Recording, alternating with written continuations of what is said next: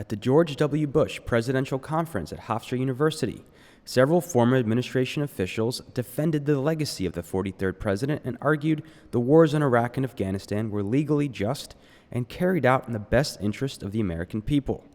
However, there were a few dissenting voices.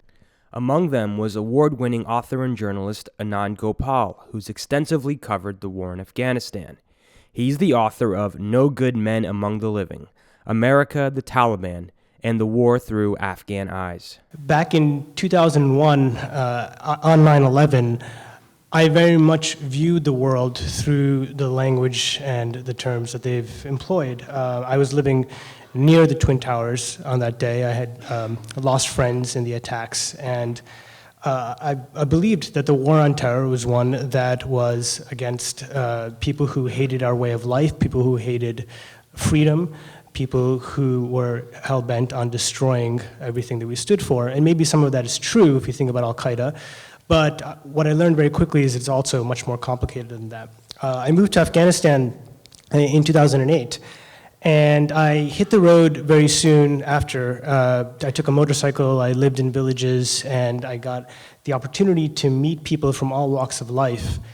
And what I learned in those trips is that those ideas, really those Manichaean ideas that I had back in 2001, I think weren't very accurate.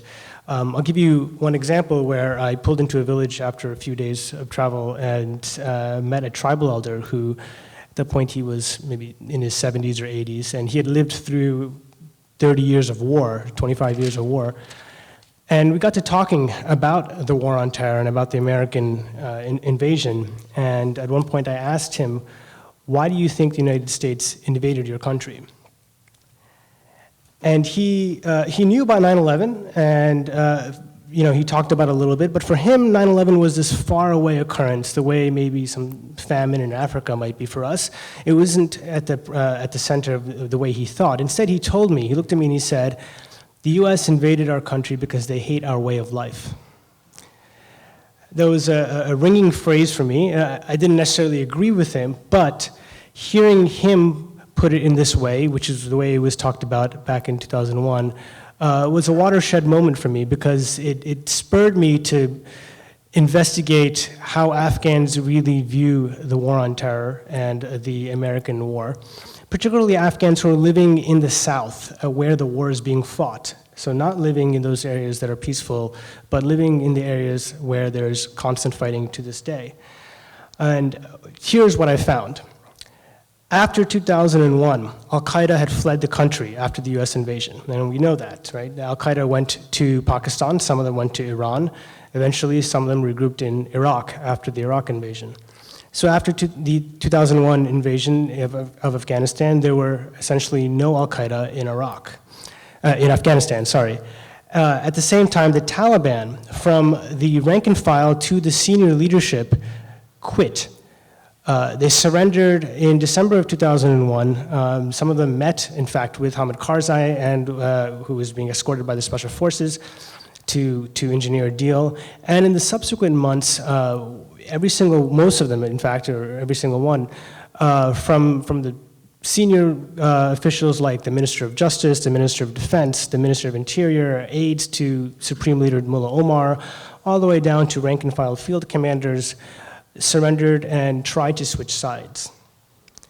The reason these Taliban members tried to switch sides is not because they suddenly felt that they believed in the American ideals of freedom or they loved the United States, but this is how war worked in Afghanistan over the last 2 or 3 decades. I mean, if you go back to the Soviet occupation, when the Soviets left in 1989, a lot of those Afghans who call themselves communists rebranded themselves as mujahideen or holy warriors.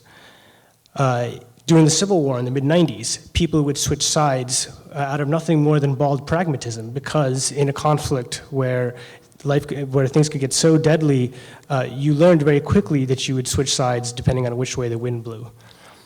Similarly, after 2001, these Taliban members tried to switch sides. There were a number of high-profile incidents that were covered in the press at the time, covered in the New York Times and other places, in which Taliban members tried to hand over their weapons and try to cut a deal with the new officials and find a way to not be persecuted.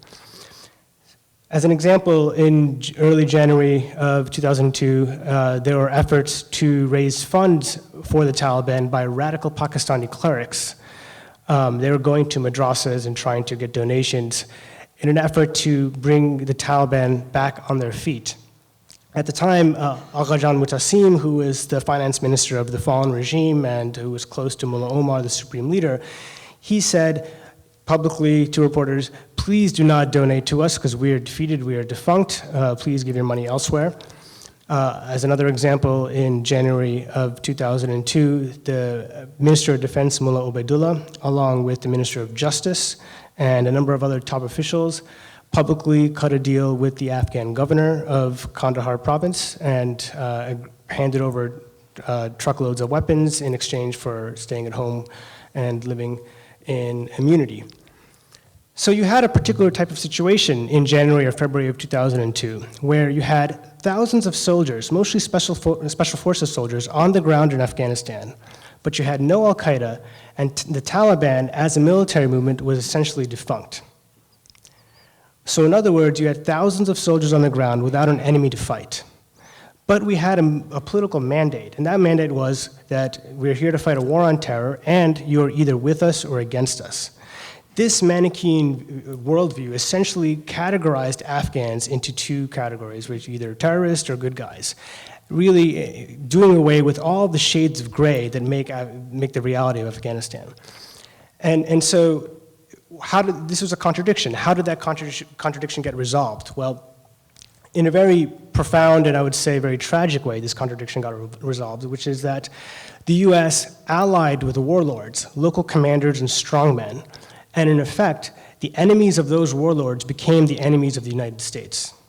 Now you have to remember, back in 2002 in Afghanistan, an extremely underdeveloped country, there were no cell phone towers in most of the country, so most of the intelligence was human intelligence, not signals intelligence. And so all of the intelligence that was coming to the US, or almost all of it, was coming through local proxies, local warlords, local commanders, local figures who had a very complicated history on the ground, who had their own enemies, who had their own rivalries, who had their own hatchets to bury. And in effect, their enemies became our enemies. And so the US didn't go to Afghanistan and create a dictator. As you refer, I think one of you referred to, one of the options of the American policy is going and creating a dictator. Instead, what the US did in Afghanistan was create hundreds upon hundreds of small dictators in villages and in districts around the country, men who were armed to the hilt, who were paid, who were given contracts to the detriment of state building and nation building over the years. I'm going to give you an example of this, which happened to a friend of mine in Kandahar province, and he was somebody who lived across the street from me. When I met him, he was in his 80s, he was like 85 or 86 years old, and he was an old Mujahideen fighter, fought against the Soviets, but he was in retirement, and he would come sometimes to a bakery that he owned early in the morning, 4 or 5 a.m., and he would knead dough. One morning, militiamen showed up outside of his house, and his name is Sharafuddin. Militiamen showed up outside of Sharafuddin's house, and they asked for him, and he came outside. They said, "Are you Sharafuddin?" He said, "Yes." They said, "We have intelligence that you are a terrorist," and they arrested him. And he protested, of course, that he wasn't a terrorist, he was just a baker. But nonetheless, they arrested him. They handed him over to US Special Forces, who were based in Kandahar airfield. There, he went under interrogation. He had metal hooks inserted into his mouth. Those hooks were twisted.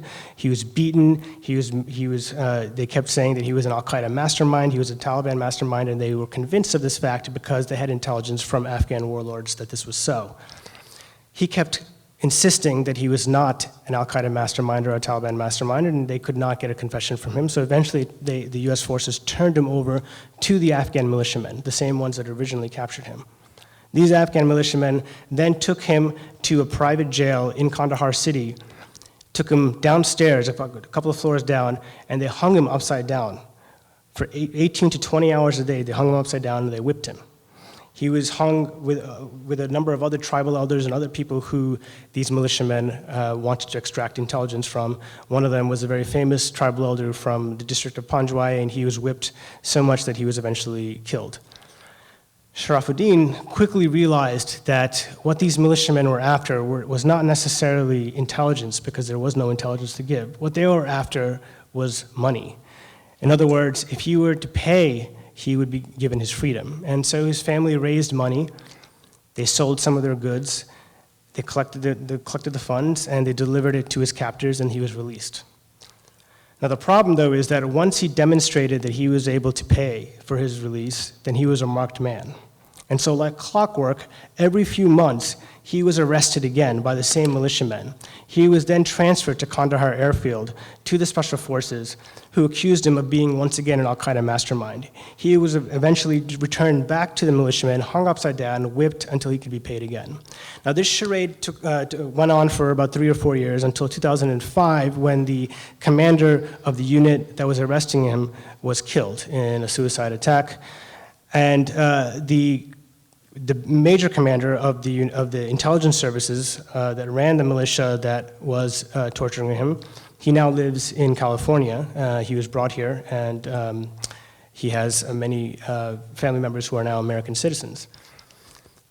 So this is the situation. I can repeat hundreds of stories like this. In fact, my book has many stories like this, of people who are caught in this, what we call the war on terror, which in fact, in Afghanistan, turned out to be wars against local communities in which certain warlords and certain commanders were eliminating their enemies or using the United States to gain riches, to gain power. We live with that legacy today. I think the processes that created the insurgency in Afghanistan took root in 2002 and 2003. By 2004, the Taliban had reconstituted itself as a fighting force. It was now based, leadership was now based in Pakistan, and it was very hard. The moment of opportunity that existed in 2002 had passed. It was now very hard to undo what had been done, and we're still living with the consequences of that in Afghanistan. And so I think when we think about the legacy of the war in Afghanistan and the legacy of George W. Bush, we need to think about what that means for Afghans on the ground and really interrogate why it is that fighting is still continuing in Afghanistan today. Thank you. Go to therealnews.com for all of our coverage of the George W. Bush Presidential Conference.